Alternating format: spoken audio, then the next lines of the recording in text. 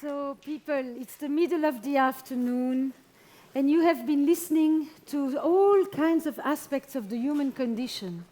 And yet, there is one primary dimension of our lives that has basically been completely left out, which is?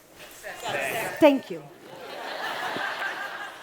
I mean, you know, the ancient Greeks, they understood that there is Thanatos, the god of death, and there also is Eros, the god of love, of unbridled feelings, and of desire. And as a couples and family therapist, I often work on the perilous edge between Eros and Thanatos, between fear and fascination. And I help people, or I facilitate conversations about their sexual and their relational lives. What's interesting is that in my practice, when I think about the word death, I actually don't think about it in the complete literal sense of the word. I think of it as a concept and as a metaphor. And as such, people will talk about many deaths: the death of love, the death of intimacy, the death of desire, the loss of identity, the death of pleasure. And from that place, I work with them to resuscitate, even if it's resuscitation with intermittent eclipses, so that they can, once again, experience aliveness, vibrancy, vitality, renewal, energy, all of which I call erotic intelligence. So I want to talk with you about that definition of eroticism, which goes way beyond the repertoire of sexual techniques or a bunch of unbridled urges, but really looks at it from the mystical and the existential sense of the word. What does it mean to maintain a sense of aliveness in the face of death, in the face of adversity, in the face of loss and trauma and grief and all of that? And that's a paradox that people often don't think they can put together. It's as if these two things should not meet. And yet, I'm sure in this room there are people who have experienced their most intense aliveness in the midst of intense grief as well. And for me, the personal connotation for that relates to my own growing up. So I grew up in Antwerp, in Belgium, and I was a child in a community that was entirely made up of Holocaust survivor families. In Antwerp, I always thought there were two groups of people in my community: those who did not die and those who came back to life. And the people, you can apply this to all trauma. This is just my context. But the people who did not die and who survived often lived very tethered to the ground, without trusting, with the world being a dangerous place, and therefore without the ability to experience pleasure, because you cannot experience vigilance and pleasure at the same time. You cannot be in the grip of worry and experience the freedom and the unself-consciousness that goes along with pleasure. But the people on the other side, those that came back to life, taught me something very important about what it means to maintain a sense of connection to life, to hope, to possibility, to freedom in the midst of imprisonment and slavery for 5 years. And from that place on, I learned something that was really very important, that my dad also talked about when he fell in love with a woman in the midst of the camps. It's that it actually maintains a sense of dignity and humanity to continue to talk about sex in the places where they try to dehumanize you the most. Ah. All right. So, this is now what I focus on. But I focus on that in the midst of a landscape of relationship that is massively changing. And I think I want to give you a brief summary of what I think is happening and then how some of this intersects with illness and death and dying. But I will let it to you, the experts in this field, to make the connections between the micro and the macro. You know, one of the biggest changes that I think has occurred, at least in our societies, I was in Mexico, Romania, and South Africa recently, and when I want to say the past, it's not the past in other places. It's actually very much the way people still live. But in our quarters, we have shifted from a life that was deeply structured. And structured means that there were tight knots and that we could not leave so easily. But in that communal life, we were given a clear sense of identity, a clear set of rules, a clear set of gender-specific roles, which implied everything having to do with caregiving and illness, by the way, and a responsibility for the well-being of others. And we knew where we belong, and we had a good sense of continuity. You didn't have to worry or to ask yourself, where will I die? How will I die? And what will happen when I get buried? Or will I be buried or will I be in ashes? Because your religious structures with whom you grew up basically told you what was going to happen to you, and you don't argue with divine commandments.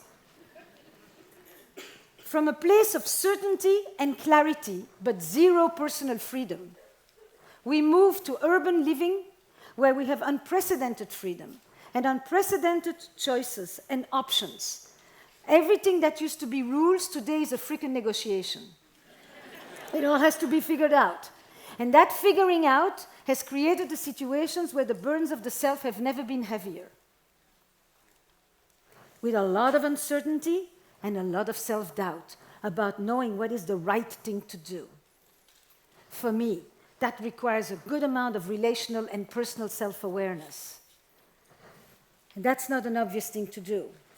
Now, when this happens, the topic of today, for me, was Till Death Do Us Apart. But my reality is that I work with relationships, marriages, couples, and it is no longer Till Death Do Us Apart, it's Till Love Dies. The threshold has shifted. You can be married for 25 years, have a complete system of interdependence, separate, break up, or divorce, and get sick 2 years later, and anything you thought was going to happen, you have a disruption in the narrative flow of your life.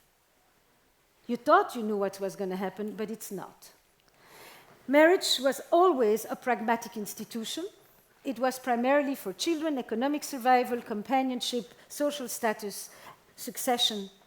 And then we turned marriage from an economic arrangement into a romantic arrangement. And now it was based on affection and on trust. We brought love into marriage, we brought sex to love, and we brought and connected sexual satisfaction with marital happiness. Happiness, by the way, used to belong to the heavens. You suffered well on earth, and if you did a good job, you could be rewarded afterwards. But no, common mortals that we are, we brought happiness down. First it was an option, now it's a mandate. So we no longer divorce just because we are unhappy, but we divorce because we could be happier. That's a major, major shift when you work with relationships in which there is going to be crisis and distress and illness and death. Now, what also happens is that intimacy also fundamentally changed its meaning. You know, intimacy used to be we share the vicissitudes of everyday life together, including those that we've been talking about the whole day. But now intimacy is into me-see, meaning that we are going to share with each other our intimate life, not our herds. That's a whole other thing. And that has created a situation where the romantic ideal at this moment is one in which we are asking one person to give us what once an entire village used to provide. Now you add to that stress and distress and illness and vulnerability. That's what starts to happen. Now, what happens there is this. People continuously ask me, what is the fate of desire in the long haul? And you know, the long haul, as we've just been told, keeps getting longer. Now, what then becomes the fate of desire when we are not in our typical story? What happens to sexuality in this context? It's not just in this conference that it takes till now to have the word sexuality mentioned. If I went to look at the family medicine literature as a systemically trained family therapist, that's the first literature I will go to. Look, sexuality is absent from the literature. It's very simple. It's absent from the health literature much of the time, too. We don't include sexual health as part of overall health, let alone do we include sexuality as what happens to us when we get sick. What is expected is that we stop thinking about it. It's taboo. How can you think about pleasure, sensuality, tenderness, touch, fantasy, aliveness, curiosity, all of these erotic ingredients when you are in the midst of death? That's exactly when we do. But it's not okay, so we don't say it out loud. So the person who is ill is the person who is asking themselves, am I still attractive? Can I still give pleasure? Can I still receive pleasure? Am I still desirable? And if I ask you if I'm desirable and I'm not well, please tell me yes. Tell me yes and lie to me, because a good amount of self-deception goes a long way.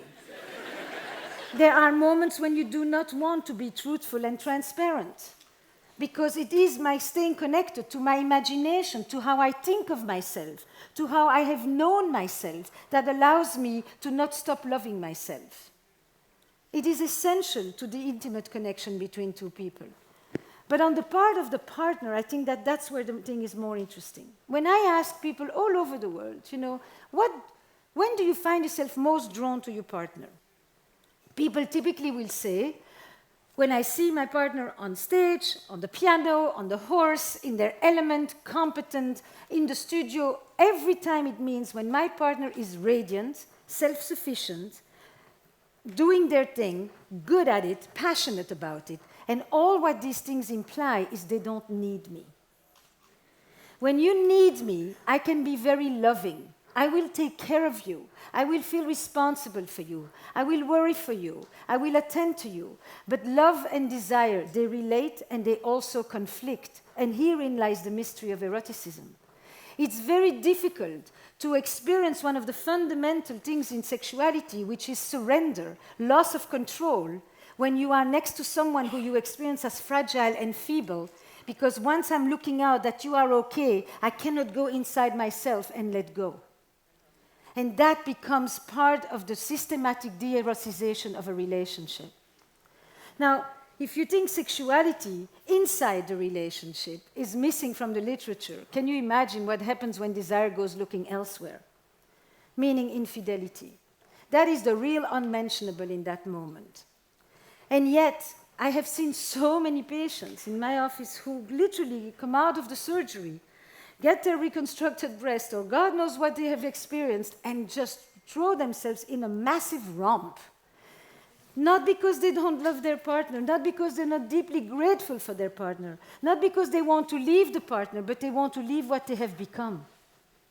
Not because they want to find somebody else, but because they want to find the lost parts of themselves. And they cannot imagine doing that in the same place where they have just experienced all what they've gone through. And often it's a short thing, it's quite reckless, and it goes, if it doesn't get interpreted, far from that. On the other side, the same thing happens. What happens when you go 3 times a week to the nursing home? And you know that it's for the long haul. And what are you going to do with yourself in that moment? It's like one of the first times somebody made me think about it like that, the much less glamorous side, the one that helps you understand that there is deep loyalty sometimes in people who are not at all faithful. When the man said to me, is it still called cheating when the person no longer knows your name? That'll get you going for a while, right?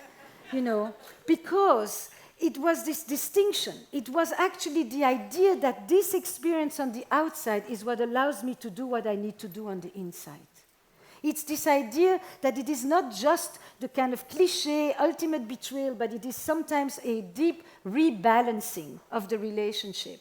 If for the person who is sick, it is an experience of reclamation, for the person who is taking care of the sick person, it is often an experience of balancing and stabilization.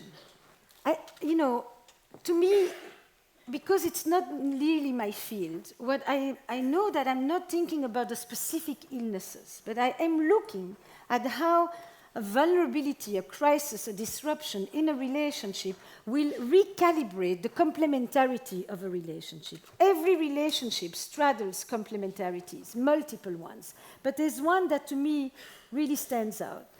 And that is the complementarity between security and adventure, between stability and change, between familiarity and novelty. All of us have 2 fundamental sets of human needs. And we are born with that. We are born with the need for connection and with the need for freedom, with the need for togetherness and with the need for separateness.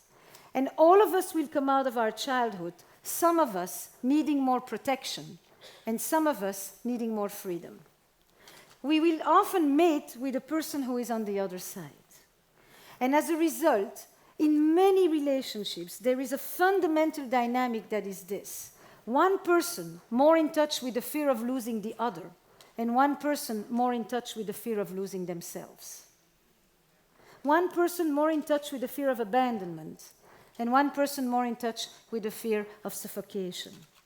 But illness, for the first time, brings the fear of loss of both at the same time. And that totally creates a disruption in the balance.